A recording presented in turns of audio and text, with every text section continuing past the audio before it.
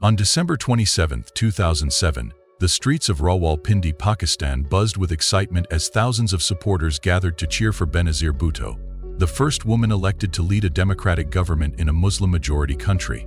With a smile, she stood in her car, waving to the crowd, her face shining with optimism and confidence.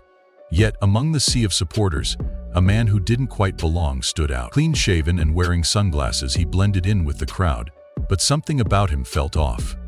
In an instant, the atmosphere shifted from celebration to chaos. Witnesses reported hearing 3 gunshots followed by a powerful explosion.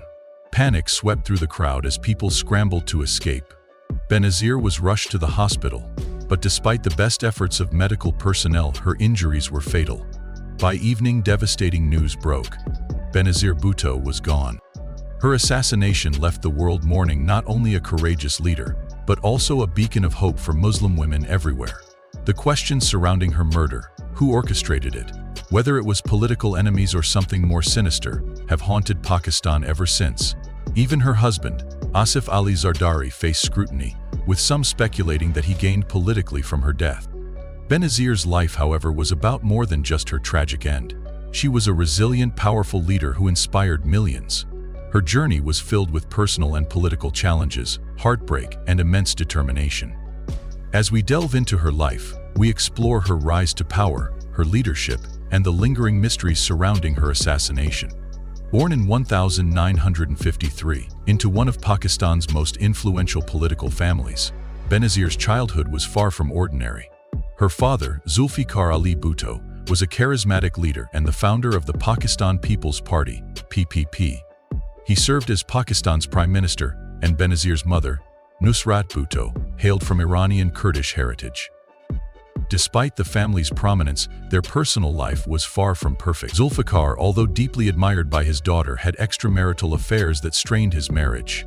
At one point, Nusrat was even forced to leave their home and live in Iran for 6 months, separated from her children. Though the family faced such challenges, Benazir chose to present a united front publicly. Benazir idolized her father, and he in turn recognized her potential. In a society where women were often expected to focus on homemaking, Zulfikar encouraged Benazir to pursue her education and leadership. Fluent in English, Benazir grew up in an elite environment, attending high-profile events and meeting powerful figures. By the age of 9, her father had become the foreign minister of Pakistan, and global leaders such as Henry Kissinger and Hubert Humphrey visited their home. These early experiences shaped her worldview and understanding of international politics. Benazir's education played a significant role in shaping her leadership. She attended Harvard University, where she earned a degree in comparative government in 1973. Her time at Harvard exposed her to ideas of democracy, social justice, and the role of women in leadership, all of which stood in stark contrast to the traditional expectations for women in Pakistan. She then continued her studies at Oxford University, where she excelled and became president of the prestigious Oxford Union.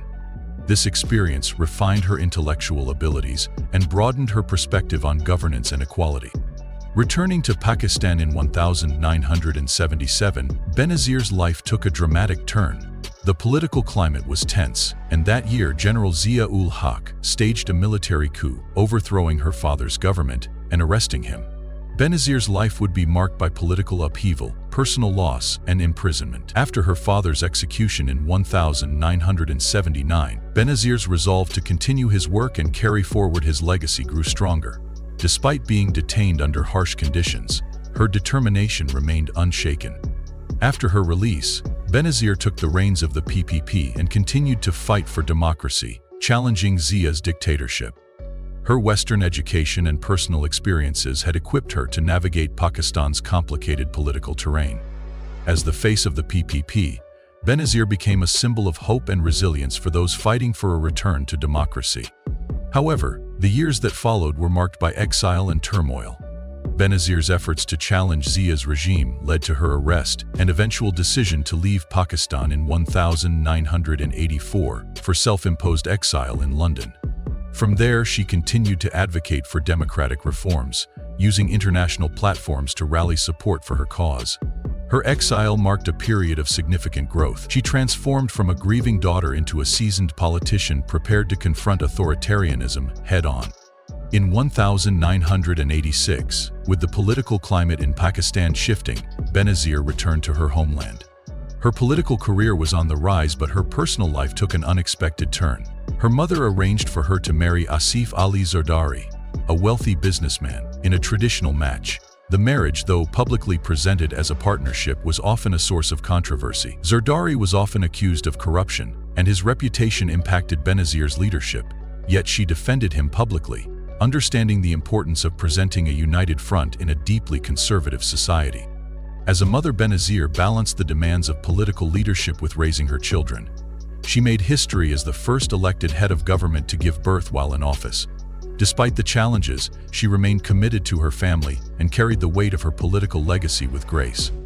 Benazir's life was marked by contradictions. She was celebrated globally as a symbol of progress and empowerment for women, but in Pakistan she faced fierce opposition from conservatives and extremists. Her leadership was often contested by those who viewed her as a threat to their power. Even as she survived multiple assassination attempts, including one in October 2007, Benazir remained undeterred in her pursuit of democracy. Her return to Pakistan in 2007, after years of exile, was a moment of hope for many, yet it was fraught with danger. Despite the risks, she was determined to continue her political journey. However, her assassination during a rally in Rawalpindi shattered the dreams of millions. The aftermath raised countless questions, and the investigation into her death remains one of Pakistan's most controversial and unresolved mysteries. Benazir Bhutto's assassination left a profound impact on Pakistan and the world. The subsequent investigation was marred by mishandling, the destruction of crucial evidence, and a lack of transparency. Despite international efforts, including investigations by Scotland Yard and the United Nations, many believe that the truth behind her death was deliberately obscured. To this day, the questions surrounding her murder remain unanswered, leaving a void in the quest for justice.